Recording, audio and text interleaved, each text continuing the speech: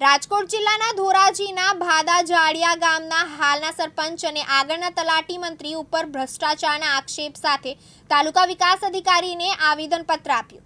ભાદા જાડિયા ગામના સામાજિક ન્યાય સમિતિના ચેરમેન પિન્ટુભાઈ પૂનાભાઈ સારીખડા અને ભાદા જાડિયા ગામના અન્ય આગેવાનોએ ધોરાજી તાલુકા પંચાયત ખાતે તાલુકા વિકાસ અધિકારીને આવેદનપત્ર પાઠવ્યું। ભાદા જાડિયા ગામના સરપંચ અને જૂના મહિલા તલાટી મંત્રી દ્વારા ભાદા જાડિયા ગામના અમુક વિકાસના કામોમાં ખોટા વાઉચર બનાવીને ઉચાપત કરીને ભ્રષ્ટાચાર કરવામાં આવ્યો હોય તેવો લેખિતમાં ફરિયાદ અને રજૂઆત કરવા માટે ધોરાજી તાલુકા વિકાસ અધિકારીને આવેદનપત્ર પાઠવવામાં આવ્યું હતું અને આ ભ્રષ્ટાચારની યોગ્ય તપાસ કરી અને જવાબદારો સામે કાર્યવાહી કરવામાં આવે તેવી માંગ કરવામાં આવી।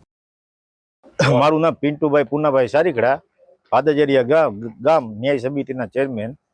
હવે ભાદાજરિયામાં અમુક ગેરવર્તન થયું છે મંત્રીનું સરપંચનું અને ખોટો ભ્રષ્ટાચાર કર્યો છે। ભ્રષ્ટાચાર મારા અંદાજે હજારોમાં છે, પણ જો તાલુકા વિકાસ અધિકારી તપાસ કરે ન્યાયિક તો એમાં લાખોમાં એનો ભ્રષ્ટાચાર નીકળશે।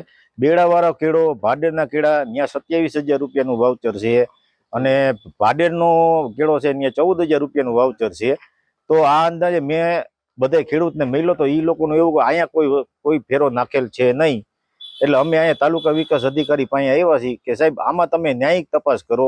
આમાં ખોટા પૈસા છે ને 100 ભંડોળમાંથી પબ્લિકના છે, કરવેરાના પૈસા છે અને બીજું કે આમાં અવેડો સાફ કરવાના ખોટા વાઉચર છે, સફાઈ કામદારના ખોટા વાઉચર છે, ખોટી સ્ટ્રીટ લાઇટોના છે અને કોમ્પ્યુટર રિપેર કરવાના જાજા વાઉચર છે। આ લોકોએ એની મેળે જ કર્યું છે।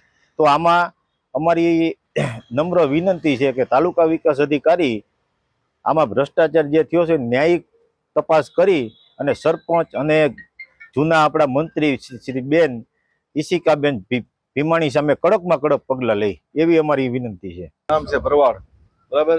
મંત્રી અને સરપંચ બે ભ્રષ્ટાચાર કરેલો છે, ખોટા બિલ બનાવ્યા છે, ભરવાડ સમાજમાં સફાઈ કરી કાંઈ કર્યું નથી। 22,000 રૂપિયાનું બિલ અવેડા ચોખ્ખા કરવાનું કરેલું છે।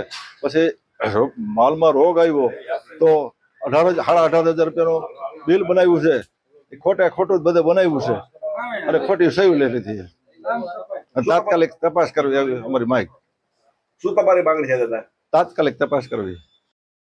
વિપુલ ધામેચા, દિવ્યાંગ ન્યૂઝ, ધોરાજી, રાજકોટ।